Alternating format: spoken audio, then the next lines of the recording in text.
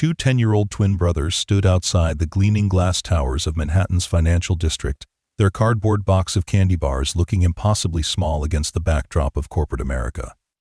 Most people walked past without a second glance, but when reclusive billionaire CEO Daniel Cruz emerged from his ivory tower, something about these boys made him stop. What he discovered about their late mother would shatter his carefully constructed world and force him to confront a love he thought he'd buried forever. The name Sofia would change everything.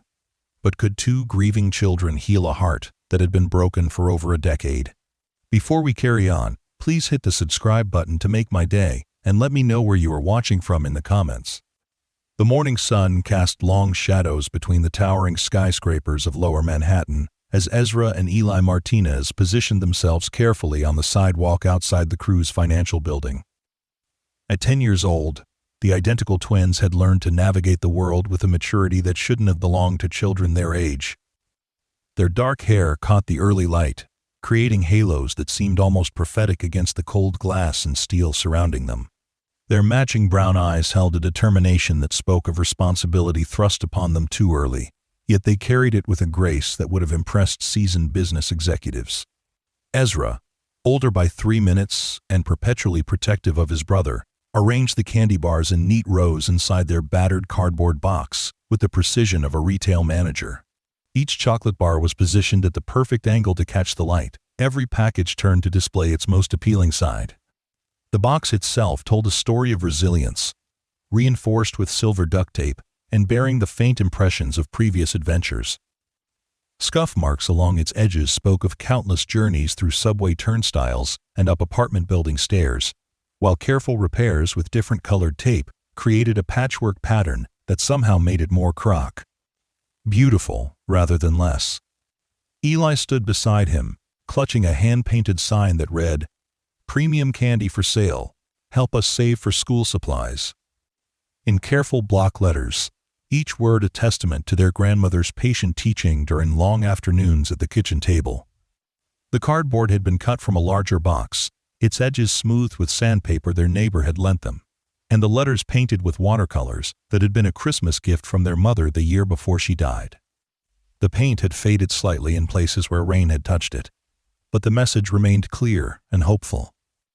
The twins had discovered this particular corner 3 weeks ago, drawn by the steady stream of well-dressed professionals who emerged from the gleaming 40-story tower throughout the day. The building housed Cruz Financial, one of the most successful investment firms on the East Coast, though the boys knew nothing of corporate hierarchies or billion-dollar portfolios. To them, it was simply a place where people in expensive suits walked quickly past, occasionally dropping coins into their collection without breaking stride, their minds focused on numbers and deadlines that governed their adulte-sprayed world. The location had been chosen strategically, though the boys wouldn't have used that word to describe their decision-making process. They had noticed that people leaving the building often stopped at the coffee cart across the street, which meant they were already in the mindset of making small purchases. The wide sidewalk provided enough space for pedestrian traffic to flow around them without creating obstacles, and the morning sun hit their corner perfectly, making their humble display visible without forcing potential customers to squint. "Remember what Abuela said," Ezra whispered to his brother, as the first wave of morning commuters began to flow around them like water around stones in a fast-moving stream. "Be polite, make eye contact, and always say thank you. People can tell when you mean it and when you don't, so always mean it." Their grandmother's advice had become their morning ritual, a reminder of the values their mother had instilled in them before cancer had stolen her away 6 months earlier, leaving behind lessons that had become more precious than any inheritance.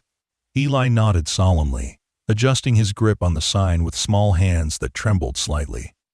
The tremor wasn't from cold, though the October morning carried the first hints of the winter to come, but from the nervous energy that came with approaching strangers and asking for something, even if it was a fair exchange.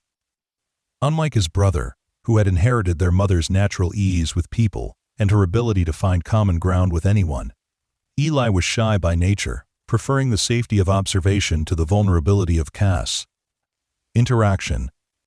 But necessity had a way of pushing children beyond their comfort zones, and Eli had learned to find courage in his brother's confidence. The first few hours passed in a familiar pattern of hope and disappointment that had become as routine as breathing. Business executives strode past with phones pressed to their ears, their conversations filled with numbers and deadlines that meant nothing to the boys, but everything to the adults who spoke them with such urgency. Occasionally, someone would pause long enough to purchase a candy bar, dropping $1 or $2 into their collection box with varying degrees of attention. Some smiled genuinely, taking a moment to ask about their goals or compliment their entrepreneurial spirit. Others seemed motivated more by guilt than kindness, their purchases feeling like charitable donations rather than genuine transactions. But the twins accepted both with equal grace because their mother had taught them that everyone was fighting battles they couldn't see. A woman in a navy suit and pearls stopped around 8:30, her briefcase heavy with documents that would probably determine someone's financial future before lunch. She studied their display with the careful attention of someone accustomed to evaluating investments, then selected a chocolate bar with the same deliberation she might use when choosing stocks for a client's portfolio. "This is very professional," she said, her voice carrying the slight rasp of someone who spent hours each day in conference calls. "How long have you boys been running this operation?" 3 weeks and 2 days, Ezra replied promptly, his natural gift for conversation making the interaction feel comfortable rather than forced. "We're still learning, but we try to improve something every day. Yesterday we figured out how to arrange everything so people can see all the options without having to ask." The woman smiled, and for a moment her executive facade softened into something more human. "That's excellent customer service thinking. You're already ahead of some businesses I know." She placed a $5 bill in their collection box, far more than the candy was worth. "Keep up the good work, gentlemen." As she walked away, Eli watched her with the intensity of someone trying to decode a foreign language. "Do you think she meant it? Or was she just being nice?" "Both," Ezra answered with the wisdom of someone who had learned to read adult motivations out of necessity. "Adults can mean something and be nice at the same time. Mama used to say that the best compliments are the ones that help you and make you feel good." By 10 o'clock, they had sold perhaps a dozen bars, earning $23.47. Enough to justify their presence, but not enough to make any real dent in their growing list of needs. School would start in 3 weeks, and despite their grandmother's best efforts working double shifts cleaning offices, there wasn't enough money for new notebooks, pencils, calculators, and the 100 small items that other children took for granted.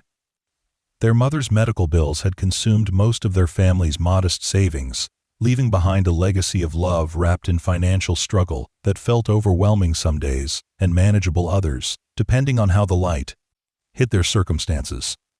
The medical bills had been a constant presence in their lives for the past 2 years, arriving with clockwork regularity and growing larger as Sofia's condition worsened.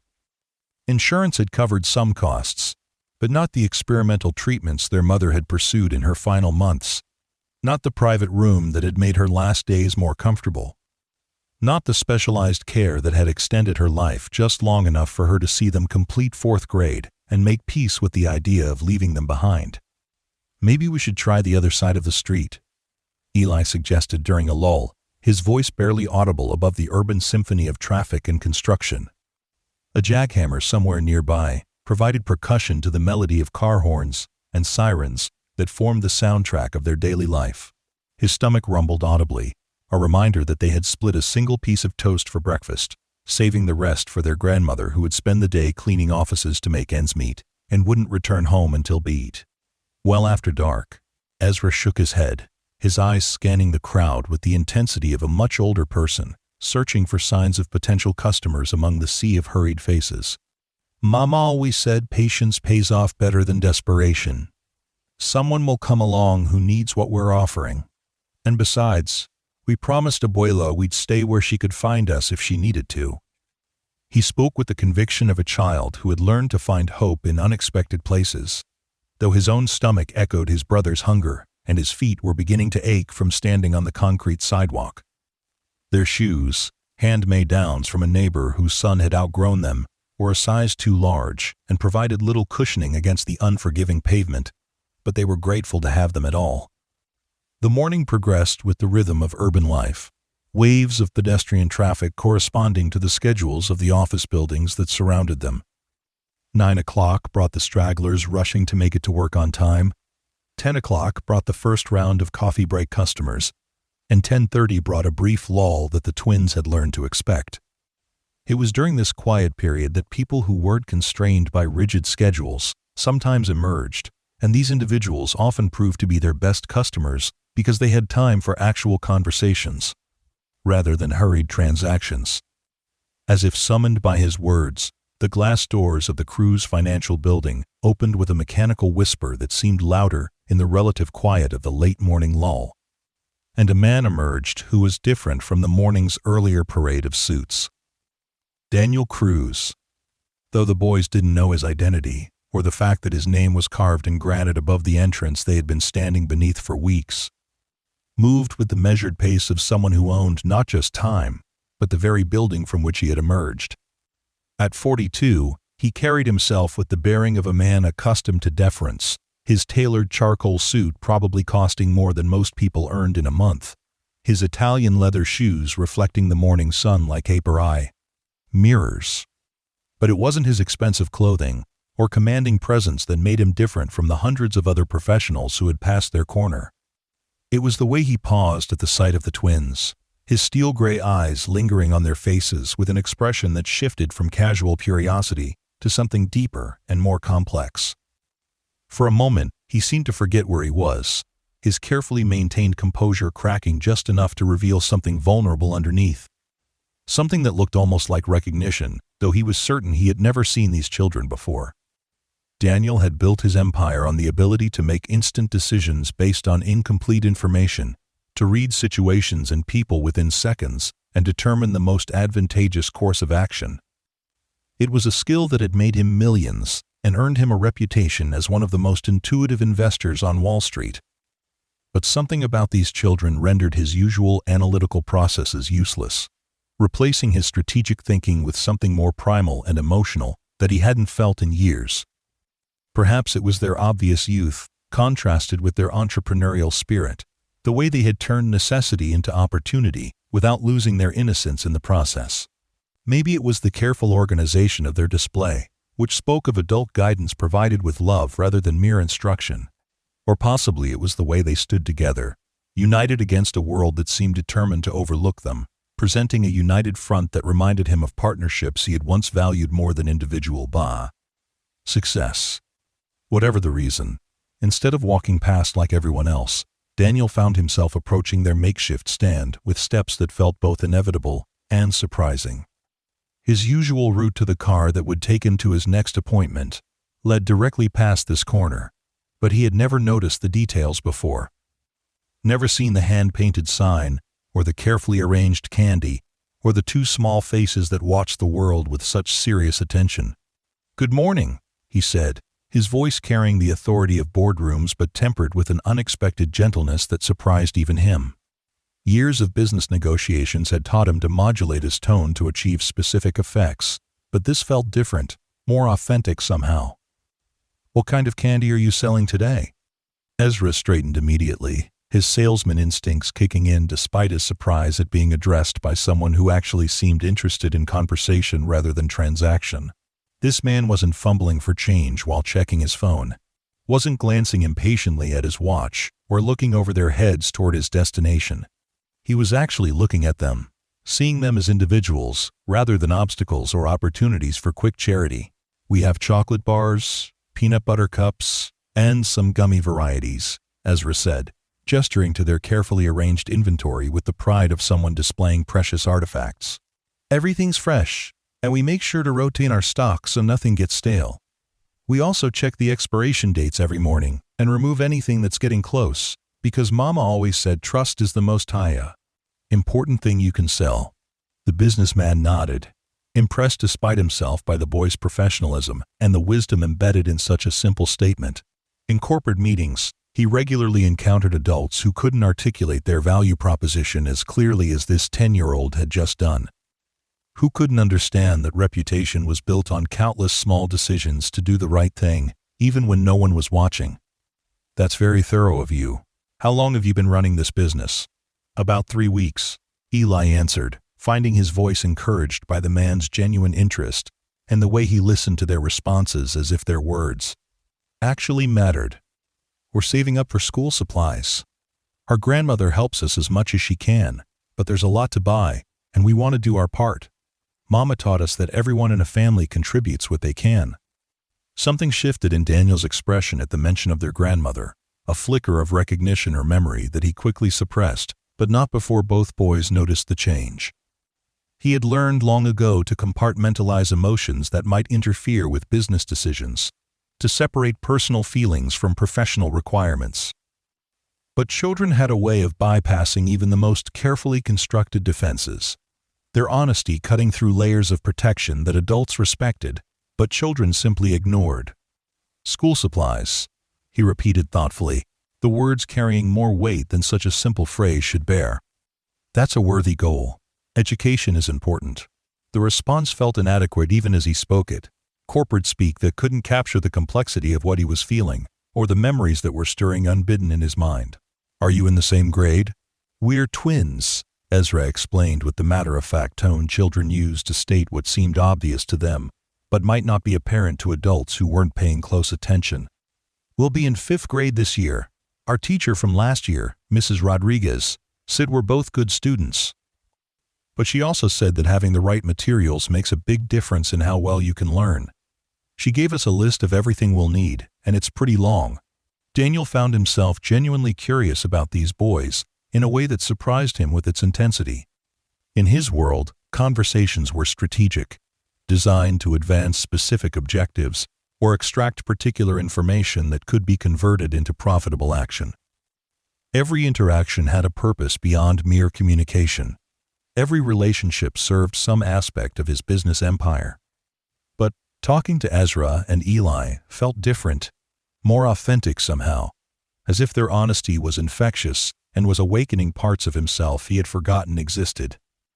The boys reminded him of something he couldn't quite identify, some half-remembered dream or long-suppressed hope that flickered at the edges of his consciousness. Their determination reminded him of his own childhood, though his had been spent in boarding schools and summer camps rather than on street corners selling candy.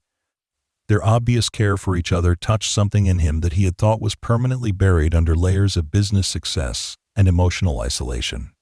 Your parents must be proud of your initiative, he said, immediately regretting the assumption as he saw the way both boys' expressions changed.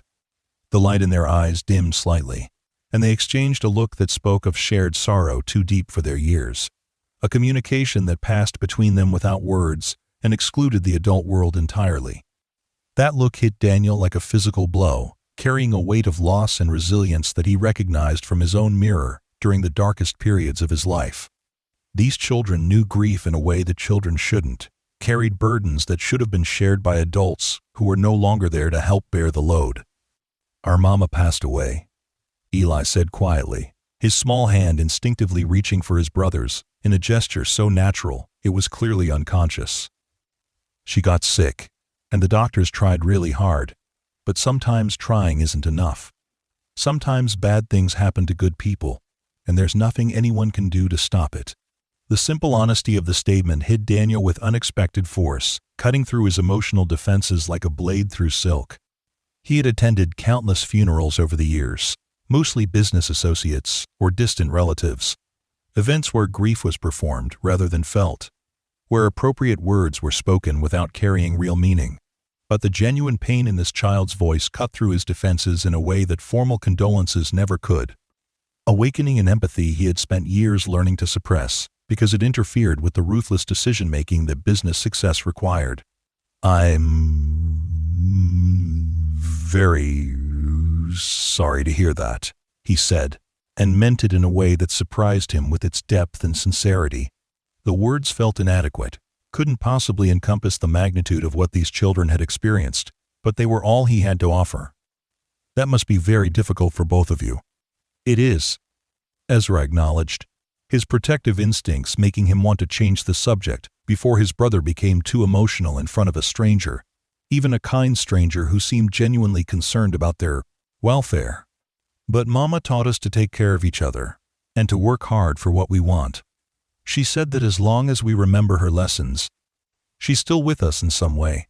She said people don't really die as long as they live on in the people who love them. Daniel felt something crack inside his chest, a fissure in the emotional walls he had spent years constructing around his heart, after his own losses had taught him that caring too much about anything or anyone was a luxury he couldn't afford. The boy's words echoed with a wisdom that seemed impossible for someone so young, yet carried the ring of truth that came from genuine experience rather than rehearsed platitudes or borrowed philosophy. The crack in his defenses widened as he studied these two remarkable children, seeing in them a resilience that humbled him completely. He had built an empire worth billions of dollars, commanded respect from world leaders and business titans, wielded influence that could shape markets and change lives. But these two boys, armed with nothing but determination and a cardboard box full of candy, possessed something he had lost somewhere along the way to success, something that made his achievements feel hollow by comparison. "Your mother sounds like she was a remarkable woman," he said softly, his voice carrying a reverence that surprised him. "What was her name, if you don't mind me asking?" The question hung in the air for a moment, and Daniel saw the boys exchange another of their wordless communications before Ezra nodded almost imperceptibly to his brother, granting permission for something that felt significant, though Daniel couldn't understand why. "Sofia," both boys said simultaneously, their voices carrying the reverence children reserve for the most sacred things in their lives. The tone people used when speaking of saints or angels or other beings who existed on a plane above ordinary human experience. Sofia Martinez. She was the best mama in the world, and everyone who knew her said she was special. The name hit Daniel like lightning, freezing him in place, as memories he had spent over a decade suppressing crashed over him with devastating force. Sofia. Not just any Sofia, but Sofia Martinez. The brilliant, kind-hearted woman who had been his everything during their senior year at Columbia University. The woman who had shared his dreams and fears, who had understood his ambitions while tempering them with compassion, who had made him believe that success could be meaningful only if it was shared with someone who mattered. The woman who had disappeared from his life without explanation 15 years ago, leaving him to build an empire on the foundation of heartbreak and regret, using his pain as fuel for an ambition that had consumed everything else in its path. He had convinced himself that her abandonment had been a gift, forcing him to focus entirely on business success without the distraction of emotional attachments. But now, faced with the possibility that she might have had reasons he had never understood, that assumption crumbled like a house built on sand. His hands began to shake almost imperceptibly, a tremor that started in his fingers and threatened to spread through his entire body as the implications of what he was hearing began to penetrate his shock. The carefully constructed facade of the successful businessman crumbled as he stared at these two children, seeing for the first time the familiar curve of their jawlines that he recognized from old photographs, the particular shade of brown in their eyes that had haunted his dreams for years, the way they moved and gestured that triggered memories he had thought were safely buried. "Sofia Martinez," he repeated, his voice barely above a whisper as he struggled to process information that was reshaping his understanding of everything he thought he knew about his own life. Did she ever mention anyone named Daniel Cruz?" The twins looked at each other with the wordless communication that only twins possessed. A full conversation passing between them in the space of a heartbeat, as they weighed how much to tell this stranger who suddenly seemed less strange and more important than anyone they had met since their mother's death. The look they shared was serious, careful, the kind of expression children wore when they realized that adult secrets were being revealed, and their responses might change everything. Finally, Ezra nodded slowly, his decision made with the gravity of someone much older than his 10 years.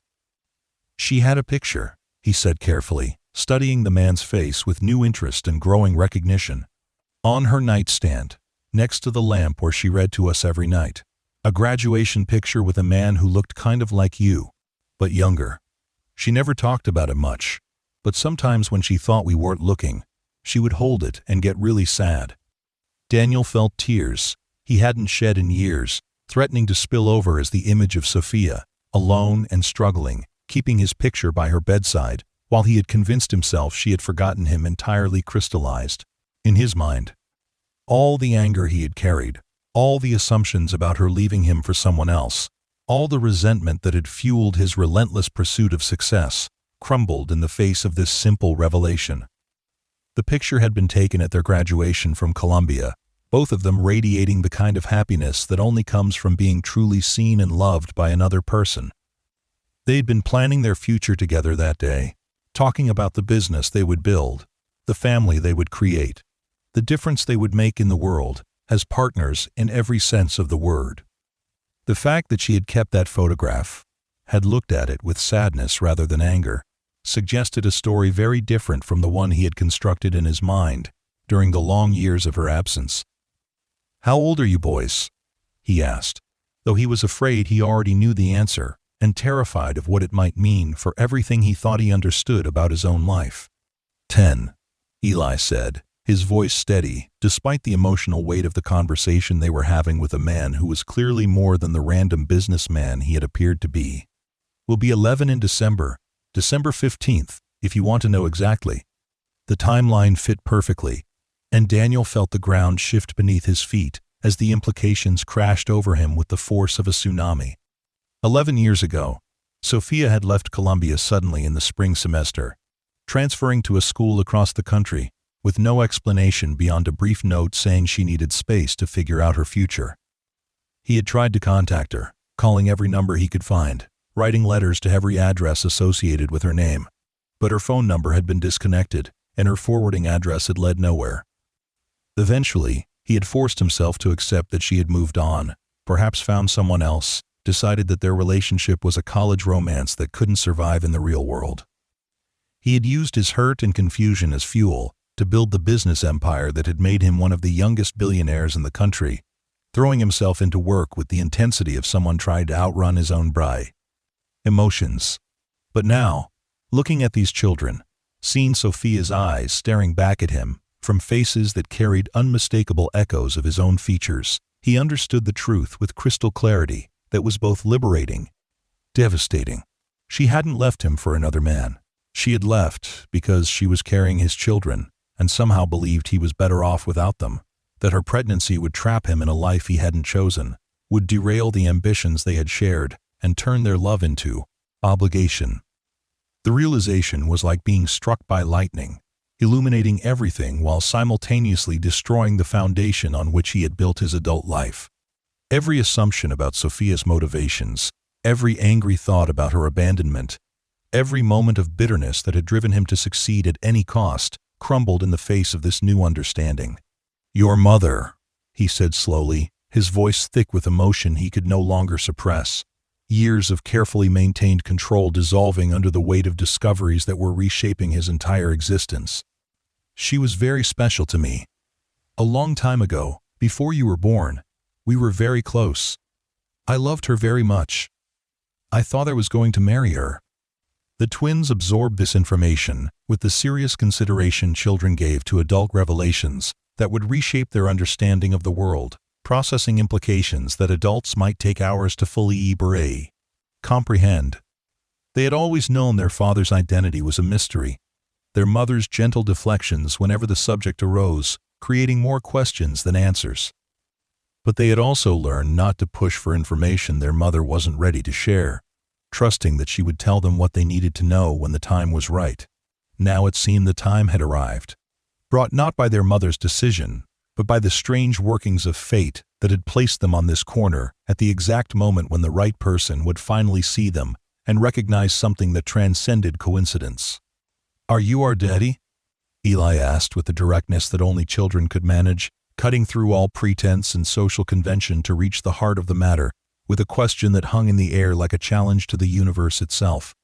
Daniel's breath caught in his throat, and for a moment he couldn't speak at all, couldn't process the magnitude of what was being asked and what his answer would mean for all of them. The question he had never dared to ask himself, the possibility he had never allowed himself to consider, hung in the air between them, demanding an answer that would change everything, for all of them regardless of what that answer might be. "I think," he said finally, kneeling down so he was at eye level with both boys, meeting their gazes with the respect they deserved and the honesty the moment required. "I might be. Would that be okay with you?" Instead of answering immediately, Ezra reached into his back pocket and pulled out a worn wallet, the kind children carried to feel grown up, decorated with superhero stickers that were beginning to peel at the edges. From it, he extracted a small photograph, carefully protected in a plastic sleeve that showed signs of frequent handling. It was the graduation picture he had mentioned, showing the younger Daniel with his arm around Sofia, both of them radiating the kind of happiness that only comes from being truly seen and loved by another person. "Mama said she kept this because everyone deserves to be remembered by someone who loved them," Ezra said, offering the photograph to Daniel with the solemnity of someone presenting a sacred relic. "She never told us who you were, but she said that if we ever met you, we'd know because you'd have the same eyes as us, and because you'd understand things about her that other people couldn't see." Daniel took the photograph with trembling hands, seeing himself as he had been at 22, young and full of dreams he had shared with the woman beside him in the image. They had planned to change the world together, to build something meaningful that would make a difference in people's lives, rather than simply accumulating wealth for its own sake. Instead, they had been separated by misunderstanding and pride, losing each other when they needed each other most, when the love they shared should have been strong enough to overcome any obstacle. "She was right," he whispered, looking from the picture to the two faces in front of him, seeing Sofia's features blended with his own in a combination that was both familiar and miraculous. "You do have my eyes, and her heart, from what I can see. Her courage, her determination, her ability to find hope in impossible circumstances." The emotions that followed were too complex for easy categorization, too overwhelming to process in any systematic way. Joy at discovering he had children warred with grief for all the years he had missed, all the first steps and first words and birthday parties and bedtime stories that had happened without him. Anger at the circumstances that had kept them apart battled with understanding for the impossible position Sofia must have been in, faced with a choice that had no right answers and forced to make decisions that would affect all of their lives. But underneath it all was love, immediate and overwhelming. For these two remarkable children, who had somehow found their way into his life, at exactly the moment when he most needed to understand that success without family was just an elaborate form of failure. They represented everything he had missed, everything he had sacrificed in his pursuit of business achievement, everything that might have been different if he had known they existed. "Why don't we go somewhere we can talk more privately?" he suggested, standing up and wiping away tears he hadn't realized he was shedding, emotions that had been locked away for years now, flowing freely in a way that felt both terrifying and liberating. "There's a lot we need to discuss, and I think your grandmother should be part of this conversation. She's raised you, loved you, sacrificed for you, and she deserves to be included in whatever decisions we make going forward." The twins looked at each other again, their silent communication more necessary than ever, as they tried to process the magnitude of what was happening and what it might mean for their carefully ordered existence. Their lives, already turned upside down by their mother's death, were about to change again in ways they couldn't even imagine, and they needed to decide whether they were ready for another transformation. "What about our candy?" Eli asked practically, looking down at their unsold inventory with the concern of a businessman who understood the value of completing transactions and meeting obligations to customers who might be depending on their service. Daniel smiled, the first genuine smile he had felt in months, perhaps years, an expression that transformed his entire face and made him look more like the young man in the photograph than the hardened executive he had become. "I'll buy it all," he said simply, reaching for his wallet with hands that were steadier now that he had a concrete action to take. "Consider it my first investment in our future together." He pulled out several $100 bills, far more than the candy was worth by any reasonable calculation, and placed them in the boys' collection box with the reverence of someone making an offering at an altar. The gesture was symbolic as much as practical, a way of honoring their entrepreneurial spirit while addressing their immediate needs, of participating in their world before asking them to consider entering his. "This is too much," Ezra protested. his innate honesty making him uncomfortable with what felt like charity rather than fair exchange, the kind of unequal transaction that created obligations he wasn't sure they could fulfill. "No," Daniel said firmly but gently, his voice carrying the authority of someone who had made billion-dollar decisions, but using it now for something infinitely more important. "It's not nearly enough. You've given me something worth far more than money could ever measure. You've given me a family I never knew I had, a chance to be part of something that matters more than any business deal I've ever made." The walk to their grandmother's apartment took 20 minutes. 20 minutes during which Daniel learned more about his sons than he had learned about most people in years of business relationships that were carefully managed and strategically maintained. They told him about their school, describing teachers who had gone out of their way to help them cope with their mother's illness and death, classmates who had become closer friends through shared adversity, subjects they excelled in, and ones they found challenging. They told him about their friends in the neighborhood, kids from families that were struggling in different ways, but united by the kind of community that emerged when people understood that survival required cooperation rather than competition. They described weekend adventures exploring the city on foot because subway fare was too expensive for unnecessary trips, discovering parks and museums and libraries that became their entertainment because they were free and welcoming to children who were curious about the world. They also told him about their mother's final months, painting a picture of grace under pressure that humbled him completely. Sofia had faced her diagnosis with the same courage she had shown in every other aspect of her life, more concerned about preparing her children for life without her than dwelling on her own mortality, or the unfairness of a disease that would steal her away just when they needed her most. "She made us promise to take care of each other," Eli confided, as they climbed the stairs to the third floor of a building that had seen better decades, but was maintained with the pride of people who understood that home was about love rather than luxury.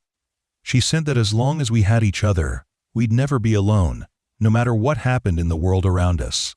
She also made us promise to work hard in school," Ezra added, "and to never let anyone convince us we were less valuable because we didn't have all the advantages other kids might have. She said that sometimes the people who have to work hardest for things appreciate them most when they finally get them." Daniel felt another crack in his heart as he imagined Sofia, sick and facing her own mortality, using her remaining time and energy to prepare their children for every challenge they might face without her guidance. The woman he had loved had clearly grown into someone even more remarkable than the girl he remembered, and he grieved not just for her death, but for all the conversations they would never have, all the ways they might have supported each other through the challenges of parenthood and partnership. The apartment door opened before they could knock, revealing a woman in her 60s whose face immediately showed the worry of someone who had sent children out into the world and spent every moment until their return imagining all the things that could go wrong. Maria Santos, Sofia's mother, had the same dark eyes as her grandsons, but hers were weathered by years of struggle and loss, framed by lines that spoke of laughter and tears in equal measure. "Ezra, Eli, you're later than usual," she said in accented English that carried the musical cadences of her native El Salvador, her eyes moving to Daniel with the automatic suspicion of someone who had learned to be cautious about strangers, especially well-dressed strangers who appeared unexpectedly in her grandson's company. "Who is this man? Why is he with you?" The explanation that followed was one of the most difficult conversations any of them had ever had, unfolding around the small kitchen table that served as the apartment's social center, the place where homework was completed and meals were shared and important family decisions were made. Maria's initial disbelief gave way to shock, then anger, then a complex mix of emotions that defied simple categorization as she processed the implications of Daniel's presence in their lives. She had known about Daniel, had held her daughter while Sofia cried over the decision to leave New York without telling him about the pregnancy, had watched her struggle with the choice between her own happiness and what she believed was best for the man she loved more than her own life. She was scared, Maria explained, her voice heavy with old pain as the memories flooded back with vivid clarity, years of suppressed grief and worry finally finding an outlet. Scared that you would think she was trying to trap you with the pregnancy, scared that your wealthy family would never accept a girl from the wrong side of town. scared that the babies would grow up feeling like burdens rather than blessings. She knew how ambitious you were, how many dreams you had, and she couldn't bear the thought of being the reason those dreams might not come true. Daniel listened to the story of his own life, from a perspective he had never considered, understanding for the first time the fear and love that had driven Sofia's impossible choice. She had been barely 22, pregnant with twins, facing a future that seemed insurmountable without the resources he took for granted. Her own family had struggled financially her entire life, and the prospect of raising 2 children alone while trying to complete her education must have seemed overwhelming. But rather than burden him with responsibilities she thought he wasn't ready for, rather than complicate his carefully planned future with unexpected obligations, she had chosen to handle everything alone, sacrificing her own happiness and their relationship for what she believed was his best interest. It was an act of love so profound and selfless that it left him speechless, reframing every assumption he had made about her motivations. "I would have married her," he said quietly, the words carrying the weight of 11 years of regret and missed opportunities. "I would have done anything for her, would have changed any plan, abandoned any dream if it meant we could be together. For all of you. She was the most important thing in my life, and losing her nearly destroyed me." "I know," Maria replied, her anger softening into something that looked almost like pity as she studied this man who had unknowingly shaped so much of their family's story. She knew too. That's what made it so hard for her. She loved you too much to make you choose between your dreams and your responsibilities. She thought she was setting you free to become everything you were meant to be. The conversation continued for hours, filling in the gaps of 11 lost years with stories, photographs, and memories that painted a picture of lives lived parallel to each other. Connected by love, but separated by misunderstanding and the kind of tragic miscommunication that destroyed more relationships than any amount of genuine incompatibility. Daniel learned about his son's first steps, taken in this very apartment while their mother worked 2 jobs to pay for daycare. He heard about their first words, "Mama," and "together," spoken on the same day, as if they understood even then that their bond with each other and their mother was the foundation of their existence. He saw photographs of first days of school, birthday parties celebrated with homemade cakes, and gifts created rather than purchased, Christmas mornings where the presents under their small tree were few but chosen with infinite care.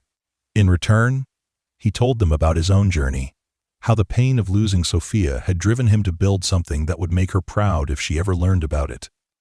Every business success had been shadowed by the sense that something essential was missing, that all his achievements were somehow hollow without the person who had understood his dreams well enough to inspire them. He had dated other women, had relationships that looked successful from the outside, but none had ever filled the Sofia-shaped void in his heart. "She followed your career," Maria admitted, as the afternoon sun began to slant through the small windows, casting long shadows across the worn linoleum floor. "She would read about your successes in magazines, would search for news about your company online when she could afford internet access. She was so proud of what you had accomplished, but also so sad that she couldn't share it with you." The revelation hit Daniel like a physical blow. The image of Sofia secretly following his career while he had convinced himself she had forgotten him entirely, adding another layer of complexity to his grief. She had cared enough to track his success, had taken pride in his achievements, despite the sacrifice she had made to enable them, had remained connected to him in the only way she could, without disrupting the life she thought he needed to live. Did she ever regret her decision? He asked, though he wasn't sure he wanted to hear the answer. "Every day," Maria said simply. "But she also never doubted it was the right choice for you. Even when things got hard, even when the medical bills started piling up and she was working 3 jobs just to keep us afloat. She never said she wished things had been different. She said that true love sometimes meant letting someone go, so they could become who they were meant to be." Daniel felt something break inside him at the thought of Sofia struggling alone while he built his empire, of her maintaining faith in his potential even as she sacrificed her own dreams to avoid interfering with his. The success he had been so proud of suddenly felt tainted, built on a foundation of loss that could have been avoided if they had simply trusted each other enough to face their challenges together. What happens now? Maria asked as the shadows lengthened and the practical realities of their situation began to assert themselves. The question carried the weight of logistics as well as emotions. The recognition that discovery was just the beginning of a much more complex process of figuring out how to build a family from the fragments of lives that had been shaped by separation. Daniel had been asking himself the same question for hours, his mind racing through possibilities and implications with the strategic thinking that had made him successful in business. But this wasn't a corporate merger or acquisition, wasn't a problem that could be solved with money and lawyers and carefully negotiated contracts. This was family, and family required a different kind of thinking entirely, one that prioritized relationships over outcomes and emotional well-being over efficiency. "I want to be part of their lives," he said carefully, looking at his sons who had been listening to the adult conversation with the intensity of children who understood their futures were being decided by people who cared about them, but might not fully understand what they needed. "But I also want to do what's best for them, not what's most convenient for me, or what makes me feel better about the years I missed. We want you to be our daddy," Eli said with a directness that had already become familiar, his child's logic cutting through adult complications to reach the heart of what mattered most. "But we also want to stay with Abuela. She's taken care of us our whole lives, and Mama made us promise not to forget where we came from or the people who loved us when we had nothing." Ezra nodded his agreement, his protective instincts extending not just to his brother, but to the grandmother who had sacrificed so much for their well-being. "Maybe you could visit, and we could visit you, and we could figure out how to be a family even if we don't all live in the same place right away. Families don't have to look the same as other families to be real families." The wisdom of children often surpassed that of adults, and Daniel found himself marveling at how clearly his sons could see solutions that had seemed impossibly complex to him. They weren't asking him to recreate their lives entirely, weren't demanding that he fix everything that had been broken by years of separation. They were asking him to enhance their existing family structure, to add his presence to the foundation their mother and grandmother had already built, rather than replacing it with something entirely new. "I think," he said slowly, his business mind already working through the practical implications of what they were proposing. "We can do better than just visits. What if we made sure you never had to worry about money again? What if we made sure Maria could quit her cleaning jobs and spend time being your grandmother instead of working all the time? What if we made sure you had everything you needed for school and college and whatever dreams you want to pursue? You would do that?" Maria asked, her voice thick with disbelief and something that might have been hope. The first hope she had allowed herself to feel since Sofia's diagnosis had made it clear that their small family was about to lose its center. "It's not charity," Daniel replied firmly, his tone carrying the authority of someone who had made billion-dollar decisions but was now applying that decisiveness to something infinitely more important. "It's family. It's what Sofia would have wanted, and it's what I should have been doing all along if I had known you existed. It's the least I can do to honor her memory and make up for the years when you struggled while I had more than enough." But even as he spoke, Daniel knew that money alone wouldn't solve the complex emotional challenges they all faced. His sons needed stability, consistency, and the kind of gradual integration that would allow them to maintain their existing relationships while building new ones. Maria needed to feel respected and valued rather than displaced. Her role as primary caregiver acknowledged even as Daniel stepped into his role as father. The legal arrangements took several weeks to sort out, involving lawyers and social workers, and paperwork that transformed Daniel's status from stranger to legal guardian, while carefully preserving Maria's role in the boys' lives. He moved slowly and deliberately, consulting child psychologists and family counselors to make sure every decision prioritized his son's emotional well-being over his own desire to make up for lost time. The process was complicated by the need to balance multiple competing interests and emotions. Daniel's wealth could solve many practical problems, but it couldn't erase the trauma of losing their mother or the anxiety of having their world change again so soon after such a devastating loss. The boys needed time to grieve, space to process their new reality, and reassurance that accepting their father's presence didn't mean abandoning their loyalty to their mother's memory. During this transition period, Daniel found himself learning not just about his sons, but about himself, discovering aspects of his personality that had been dormant during his years of single-minded focus on business success. He learned patience from watching Eli work through math problems at the kitchen table, persistence from Ezra's determination to master new skills, and joy from simple moments that had nothing to do with profit margins or market share. He also learned about Sofia in ways that transformed his memories of her from idealized recollections into a more complete understanding of the woman she had become. Through her son's stories and Maria's reminiscences, he discovered that she had grown into someone even more remarkable than the girl he had fallen in love with in college. Someone who had faced impossible challenges with grace and had raised children who embodied her best qualities. The apartment building where they had lived with Maria was purchased and renovated, not to displace the existing tenants, but to improve living conditions for everyone while maintaining the neighborhood connections that had sustained them through difficult times. Daniel understood that community was as important as comfort, that his son's sense of identity was tied not just to their family, but to the place where that family had been forged through shared struggle and mutual support.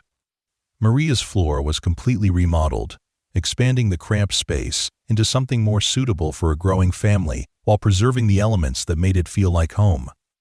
The kitchen table where so many important conversations had taken place was refinished rather than replaced, its scratches and stains part of the family history that deserved to be honored rather than erased.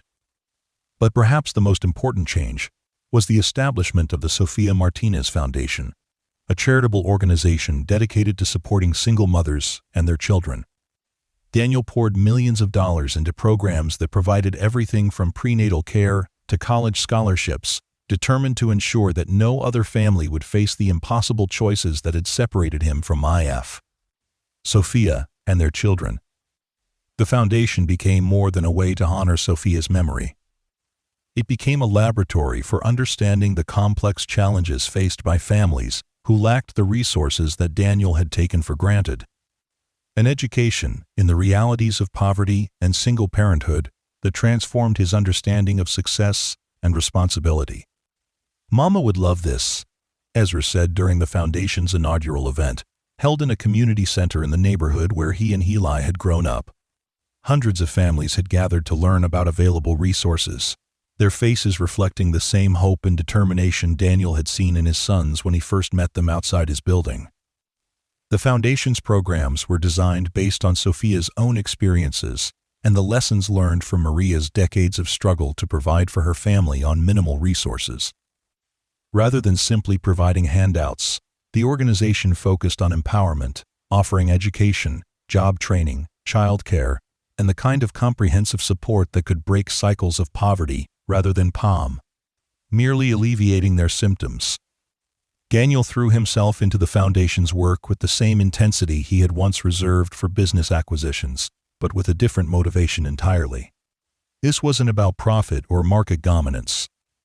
This was about redemption, about using his resources to create the kind of support system that might have made Sofia's choices easier, that might have allowed their family to stay together from the beginning. The twins thrived in their new circumstances, excelling in school and developing interests that ranged from music to mathematics to entrepreneurship. Their candy-selling business had evolved into a small company that employed other children in the neighborhood, teaching them the same lessons about hard work and financial responsibility that had guided Ezra and Eli from the beginning. But success didn't erase the sadness of what had been lost. There were moments, particularly in the evenings, when they sat together as a family, when the absence of Sofia felt overwhelming. Daniel would catch himself imagining conversations with her, wondering what she would think of the men their sons were becoming, wishing he could share the daily joys and challenges of parenthood with the person who had made it possible. "Do you think she knows?" Eli asked one night as Daniel tucked him into bed, a ritual he had claimed despite his son's protests that they were too old for such things. The question had become a regular part of their bedtime conversations, a way of processing their shared grief and finding comfort in the idea that love could transcend death. "Knows what?" Daniel replied, though he suspected he understood the question and had asked it himself countless times during sleepless nights when regret and gratitude warred for dominance in his thoughts. "That we found you," that we're okay, that the foundation is helping other families like ours. Eli's voice carried the earnest hope of a child who needed to believe that their mother's sacrifice had served a purpose beyond their immediate family. Daniel sat on the edge of the bed, looking at this remarkable child who carried his mother's compassion and his father's analytical mind in equal measure. "I think she knows," he said finally, choosing to believe rather than doubt, because hope was more useful than skepticism when it came to healing wounded hearts. "I think she's been watching over you this whole time, making sure you would be ready when we found each other. Maybe she planned it," Ezra suggested from the neighboring bed, his voice drowsy but thoughtful in the way that had become characteristic of their evening conversations. "Maybe she knew we would end up selling candy outside your building, and that you would be the one person who would stop and really see us instead of just walking past like everyone else." The idea wasn't as fanciful as it might have seemed to someone who hadn't experienced the series of coincidences and perfect timing that had brought them together. Sofia had been a psychology major in college, fascinated by the patterns that connected human behavior to deeper motivations and the ways that people found each other across seemingly impossible distances. She had always believed that love had a way of transcending even the most difficult circumstances, that connections forged in truth and maintained in memory could survive any separation. Years passed, marked by the rhythms of school years and summer vacations, birthday celebrations and holiday traditions that blended old customs with new possibilities. The boys grew from children into teenagers, then young adults with their own dreams and ambitions that had been shaped by their unique experiences, but weren't limited by them. Ezra followed his entrepreneurial instincts into business school, but with a focus on social enterprise rather than pure profit maximization. His senior thesis examined the ways that corporations could address social problems while remaining financially sustainable. Research that drew heavily on his experiences with the Sofia Martinez Foundation and his understanding of the intersection between private wealth and public responsibility. Eli pursued medicine, inspired by the doctors who had tried to save their mother, and motivated by a desire to provide the kind of compassionate care that could make the difference between hope and despair for families facing impossible diagnoses. His medical school applications all included essays about the importance of seeing patients as whole people rather than collections of symptoms, insights that had been shaped by watching his mother face her illness with dignity and grace. Both carried with them the lessons they had learned from selling candy on a street corner, understanding that success was measured not just in financial terms, but in the positive impact they could have on other people's lives. They had learned early that everyone was fighting battles that others couldn't see, that small acts of kindness could have profound consequences. And that family was defined not by genetics alone, but by the choice to care for each other through both triumphs and tragedies. Daniel remained actively involved in their lives, attending every school play, soccer game, and graduation ceremony with the dedication of someone making up for lost time, but also with the natural involvement of a father who genuinely enjoyed his children's company. He had learned to balance his role as father with respect for Maria's position as the grandmother who had raised them, creating a family structure that honored the past while embracing the future. The Sofia Martinez Foundation grew into one of the most effective charitable organizations in the country, its program serving thousands of families and its approach being replicated in cities across the nation. Annual reports documented measurable improvements in graduation rates, employment statistics, and health outcomes for participating families. But for Daniel, its most important achievement was less quantifiable. The foundation had become a living memorial to Sofia, a way of ensuring that her values and priorities continued to influence the world long after her death. Every scholarship awarded, every job training program completed, every family that found stability through the foundation's support was a testament to the kind of person she had been and the kind of future she had envisioned for her children and others like them. On the 10th anniversary of their first meeting, Daniel returned to the corner outside his building where Ezra and Eli had set up their candy stand, a pilgrimage that had become an annual tradition for their family. The boys, now 20 and sophomores in college, joined in there along with Maria, carrying a small bouquet of white roses and a framed photograph of their mother. The corner looked different now, part of a streetscape that had been gradually improved through Daniel's investments in the neighborhood. Better lighting made the area safer after dark. Improved landscaping provided small patches of green in the urban environment, and renovated buildings housed businesses that served the community rather than extracting wealth from it. But the essential character of the place remained unchanged, still bustling with pedestrians pursuing their own dreams and struggling with their own challenges. Still offering opportunities for connection between strangers who might discover they had more in common than they realized. "Thank you," Daniel said, speaking to the photograph as much as to the memory it represented, his voice carrying the weight of 11 years of gratitude and regret in equal measure. "Thank you for getting me the most important things in my life, even when I didn't deserve them. Thank you for raising them to be the kind of people who could forgive a father who found them too late. Thank you for loving me enough to make the hardest choice you could have made. Even though it cost us years, we can never get back." As they stood together in comfortable silence, passers-by hurried past them as they had 11 years earlier, focused on their own destinations and deadlines. Absorbed in the kind of urgent concerns that seemed overwhelmingly important, until they were viewed from the perspective of what truly mattered. But one businessman paused, drawn by something familiar in the scene that was unfolding on the sidewalk. He was young, perhaps 30, well-dressed, and successful by every measure that mattered in corporate America. His suit was expensive, his briefcase leather, his phone the latest model that connected him to markets and opportunities around the world. But there was something in his expression, a loneliness behind the professional success, that reminded Daniel powerfully of himself 20 years earlier. "Excuse me," the young man said, approaching their small group with curiosity and something that might have been longing, the kind of tentative interest that suggested he was searching for something he couldn't quite name.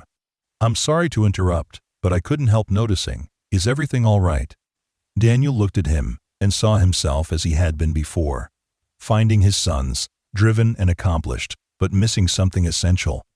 Successful in every measurable way, but fundamentally incomplete.